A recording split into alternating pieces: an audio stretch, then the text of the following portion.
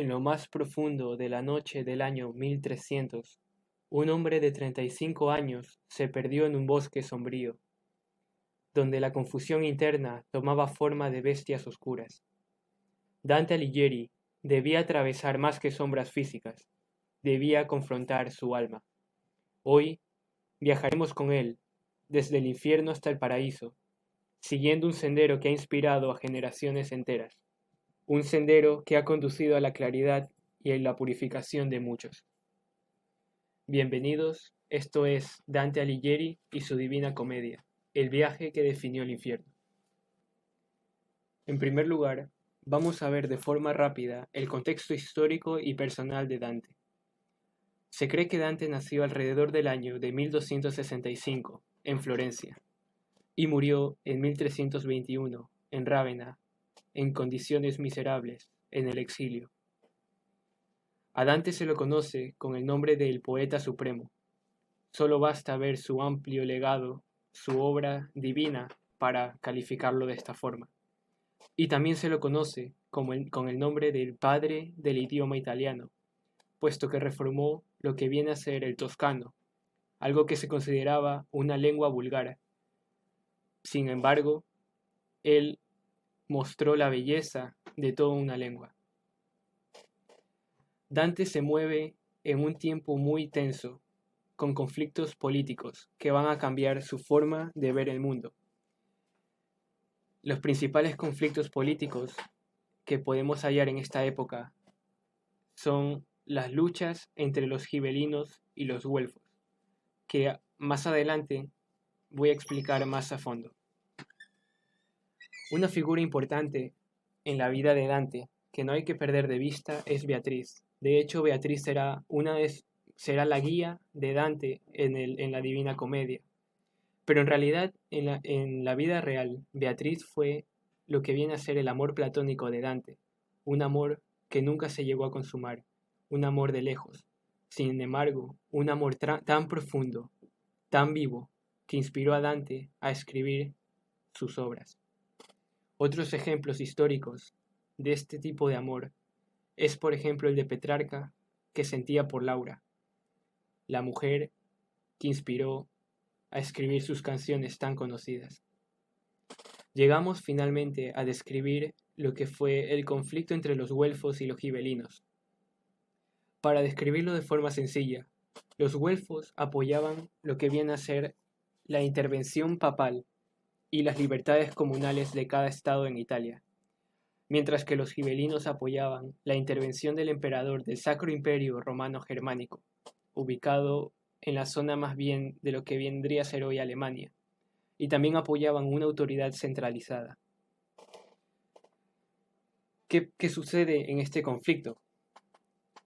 Que en este conflicto también se conoce como el partidismo o luchas políticas. Los güelfos también estaban divididos entre los güelfos blancos y los güelfos negros, y entre ellos también existían luchas. Dante pertenecía al partido de los güelfos blancos. Los güelfos blancos se oponían al poder del Papa Bonifacio VIII y buscaban mayor autonomía para Florencia. Por otro lado, los güelfos negros apoyaban al Papa y querían que el Papa ejerciese mayor control sobre Florencia. ¿Qué sucede en este conflicto? Lo vemos reflejado en el canto 19. Aparece o se menciona al Papa Bonifacio VIII, que en la época de Dante fue aquel que quería imponer su poder sobre Florencia y que muchos güelfos blancos querían evitar.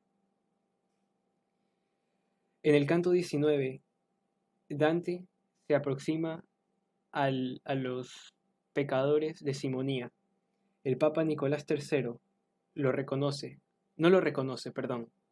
ve y lo confunde con el Papa Bonifacio VIII. Tras hablar, el Papa Nicolás III le dice a Dante que espera que Bonifacio VIII lo reemplace en su lugar de sufrimiento. Es decir, aquí vemos la concepción de Dante sobre este Papa, sobre el Papa Bonifacio VIII. Para Dante, el Papa era digno de sufrimiento por toda su corrupción, por sus sobornos. Entonces llega un momento interesante en la Divina Comedia, al inicio, que cualquier lector llega a percatar. Todos los personajes históricos, las alusiones a eventos, a situaciones históricas, todas van a pasar por un filtro en la mente de Dante.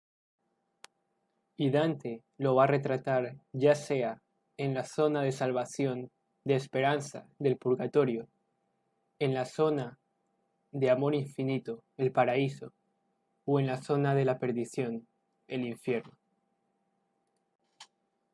Vamos a ver ahora el análisis y los rasgos principales de la Divina Comedia.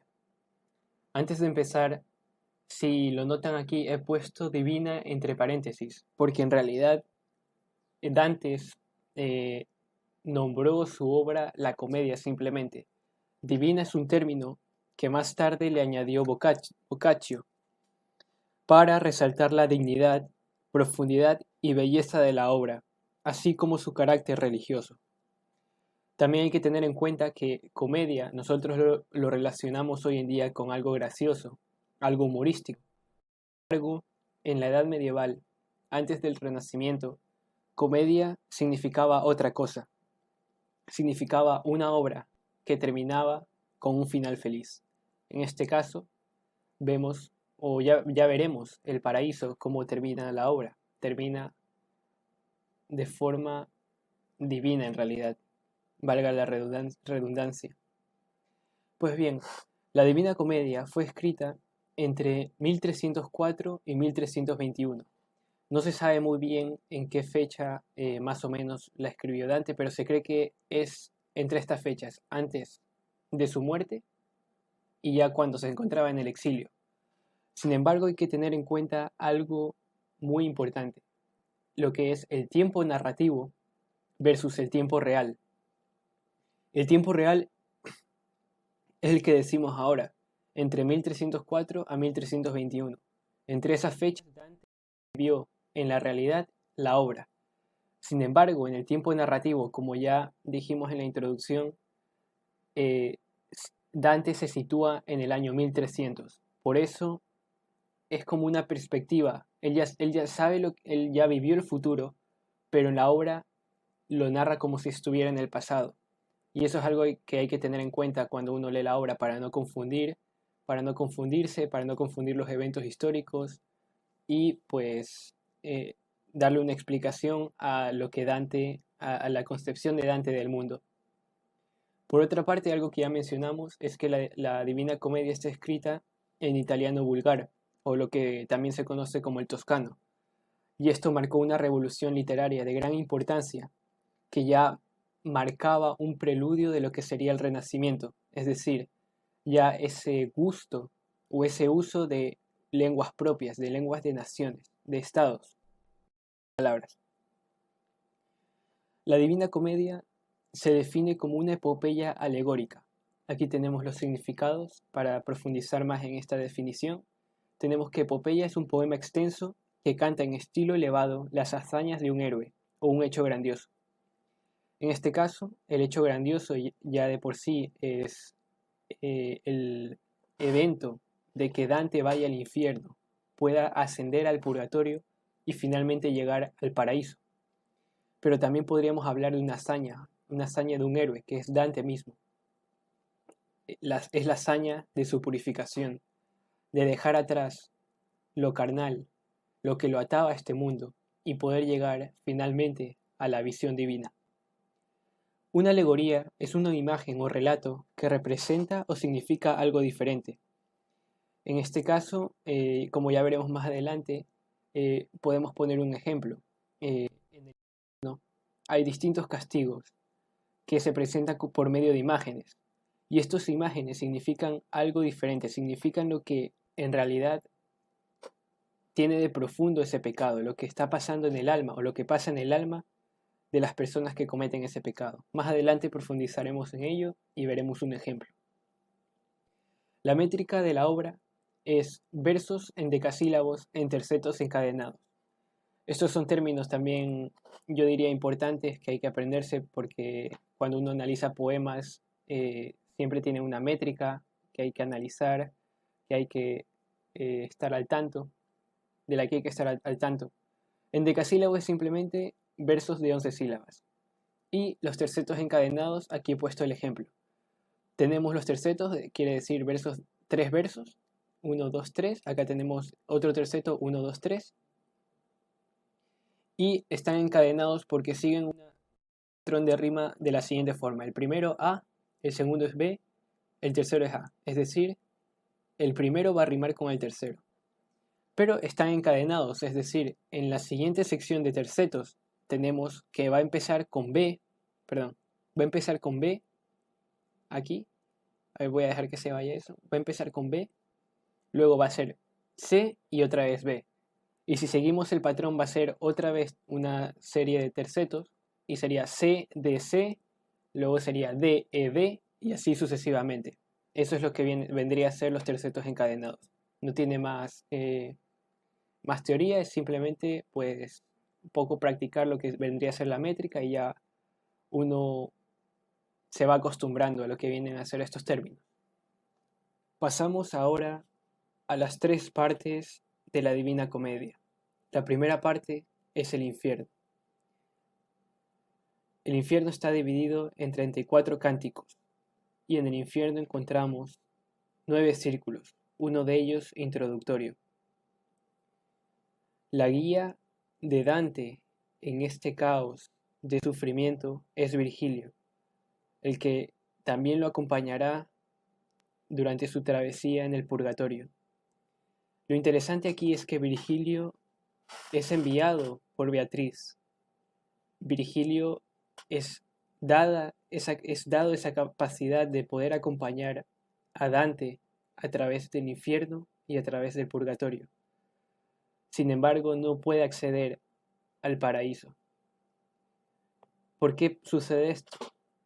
La explicación es que Virgilio es un pagano, no conoció el cristianismo, vivió antes del cristianismo. Virgilio fue el autor de la Eneida y fue un poeta muy admirado por Dante. Virgilio no sufre un castigo cruel en el infierno, sino que está en la zona del limbo, es decir, no sufre ningún castigo, pero no puede disfrutar de la visión divina. Tenemos también esta dialéctica de organización y caos. Si vemos la estructura del poema en general, como cada parte también tiene su propia estructura, el infierno tiene los 9 círculos, vemos que todo es una organización, todo está perfectamente planeado por Dante. Pero en sí, lo que es el caos es el infierno mismo, está lleno de sufrimiento por un lado, de crueldad por otro, de muerte, de destrucción. Todo esto nos muestra una visión medieval del universo ordenado. Tenemos también un término aquí importante que hay que repasar, es el término contrapaso, que se refiere a un principio de justicia poética. Vamos a adentrar más en ello, podemos poner un ejemplo. El contrapaso viene a definir lo que es por el castigo de las personas. ¿Por qué unas personas sufren un castigo en el infierno y otras sufren otro? Estos castigos se dan por contraste o semejanza. Por ejemplo, tenemos aquellos que intentaron, aquellos que se decían adivinos del futuro, por semejanza, tienen su cabeza, las tienen girada hacia atrás y no pueden ver hacia adelante. Otro ejemplo que tenemos aquí de los castigos en el infierno es el de los huracanes. Y aquí podemos aplicar el término que vimos anteriormente, el término de lo que viene a ser una alegoría. En el círculo 2 hay unos huracanes que mueven a unas almas de forma indefinida, por siempre, sin parar. El sufrimiento para ellos no para.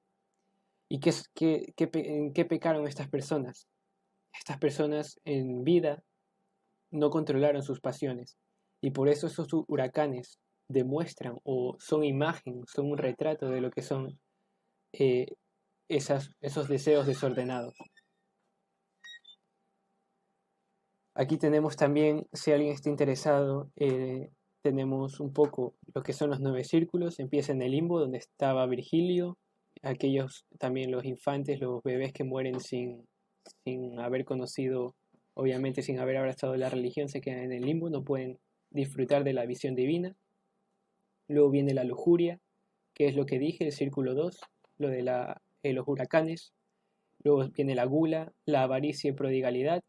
Estos son la avaricia es los que les gusta guardarse sus riquezas, y la prodigalidad es aquellos que las desperdician sin medir las consecuencias.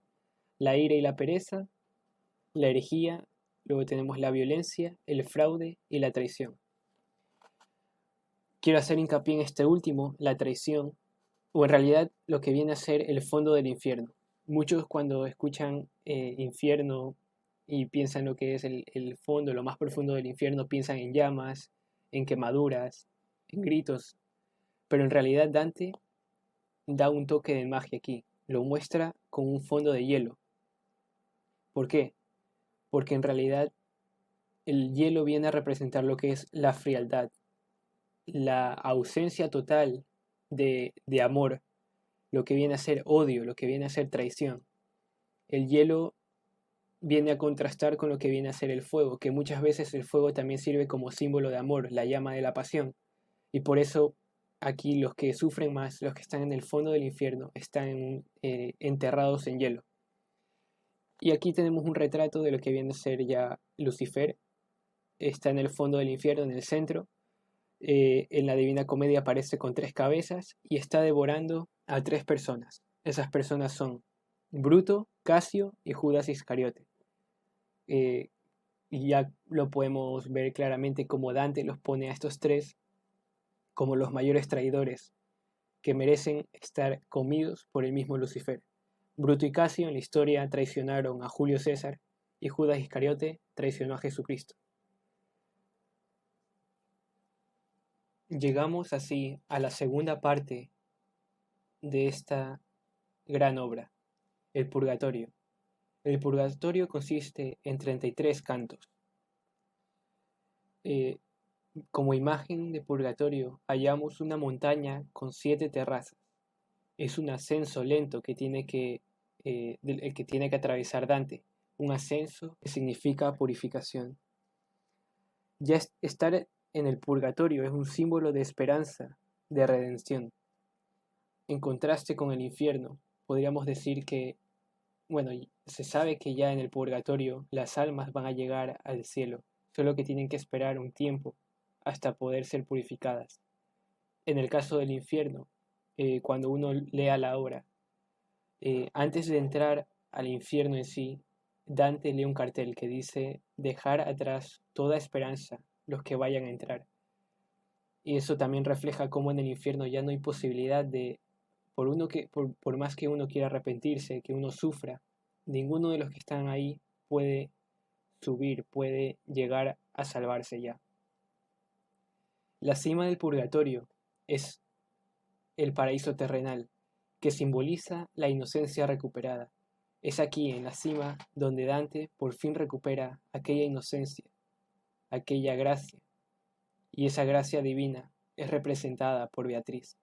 Beatriz llega por fin y es la guía que lo va a llevar desde el final del purgatorio hasta paraíso.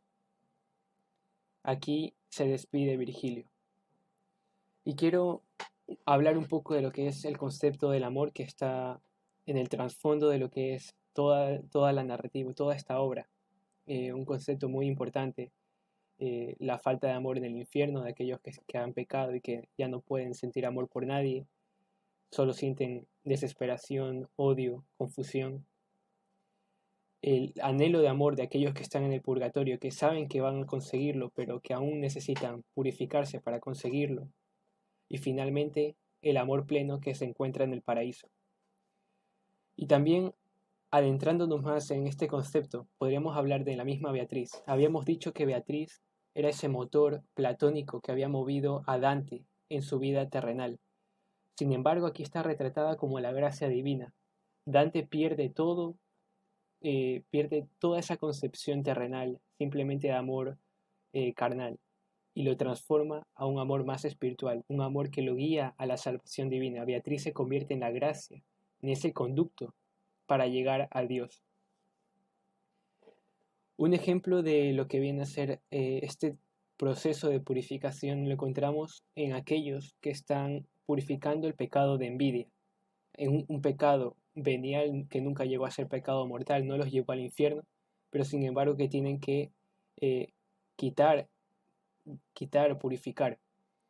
Aquellos que tienen el pecado de envidia tienen los ojos cosidos, no pueden ver, porque en vida solo querían ver lo suyo, ver riquezas, envidiar las riquezas de los demás. Incluso se reían de la humillación de los demás. Ya al final también es muy importante recordar estos dos nombres, el Eteo y el Eunoe. Son dos ríos de los que tendrá que beber Dante cuando llegue a la cima del purgatorio. El Eteo va a borrar los recuerdos de sus pecados pasados y el Eunoe le va a fortalecer aquellos recuerdos meritorios que merecen su entrada en el paraíso. Y así llegamos a la última parte de la Divina Comedia, el paraíso. En mi opinión, la parte más bella de todo este poema, de toda esta aventura, de toda esta travesía. Tiene 33 cantos, y si uno hace los cálculos, podemos ver que la suma de los cantos del paraíso con los del purgatorio, con los del infierno, dan un total de 100. Para que otra vez uno pueda pensar en lo que es la mente, la mentalidad grandiosa de Dante, cómo todo lo tiene pensado, bien estructurado, cómo te da ese número, número perfecto, un número 100. En el caso del paraíso, no nos hallamos con círculos como el infierno, ni nos hallamos con terrazas, sino que nos hallamos con esferas celestiales, cada una representando una virtud. Y en la cima de todas estas esferas está la visión de Dios, está Dios mismo, a la que Dante consigue llegar. Y a lo largo de este ascenso por las esferas celestiales, Dante encuentra personajes históricos y santos, lo que marca una conexión entre la humanidad y lo que es la trascendencia espiritual. Ya en el infierno, en el purgatorio, otros personajes históricos aparecen, también personajes históricos muy importantes de la antigüedad, de la edad del Imperio Romano, o personajes también contemporáneos a Dante. Y surge aquí, a lo largo de toda la obra, pero aquí especialmente, una diferencia importante, lo que es el Dante peregrino versus el Dante autor. Y Dante mismo en la obra, con su genialidad, consigue darnos esa pista, esa distinción entre los dos. Dante autor es el que escribe la obra, se percibe como el autor de la obra, pero Dante peregrino es el que en sí busca esa travesía hacia Dios, esa purificación de sus pecados y ese final tan divino. Es el Dante peregrino el que al final consigue salir de su travesía cambiado, transformado, iluminado por dentro, apto para transmitir todo lo que aprendió al mundo. Y finalmente la última frase de toda esta grandiosa obra, que no hay palabras para describirlo, tiene que ver con ese mismo concepto que hablamos antes, el concepto del amor. Termina con esta frase, aquí lo he puesto en italiano, pero se traduciría a el amor que mueve el sol y las otras estrellas. Para Dante, Dios, que es el amor, es la fuerza detrás de todo el universo, de cada movimiento. Con esto pues hemos llegado al final. Espero que les haya gustado un poco el resumen de toda esta obra, del contexto histórico, de la vida de Dante. Obviamente hay mucho más que profundizar, mucho más que uno puede sacar leyendo individualmente la obra, viendo documentales, viendo videos, pero ya saben, yo lo voy a repetir, no me voy a cansar de repetirlo. En los libros está todo el aprendizaje, solo hace falta que uno de verdad quiera leer y aprender de verdad. Muchas gracias por todo. Si les gustó este video, comenten, me apoyan muchísimo con un comentario. Si comparten esto con familiares o amigos o con otras personas, también lo agradecería bastante. No se olviden de suscribirse y de darle like para aumentar el apoyo a este canal. Y aquí tengo una recomendación de libros que, bueno, yo utilicé para la lectura. Cuando me leí La Divina Comedia, leí los libros editados o las notas y un poco traducido por Robert Hollander y Jan Hollander. Es un libro muy completo, tiene notas en prácticamente cada verso lo explican en notas atrás de los libros. Explica un poco el trasfondo histórico también, un poco la concepción filosófica de la época, de Dante mismo. Y son libros más completos, mucho más completos de lo que yo podría dar en este video. Muchas gracias por todo, ya nos veremos en otros. Si tienen una idea, también sería de gran apoyo que me pusieran una idea de lo que quisiera que yo hablara en el próximo video. Ya nos veremos, disfruten.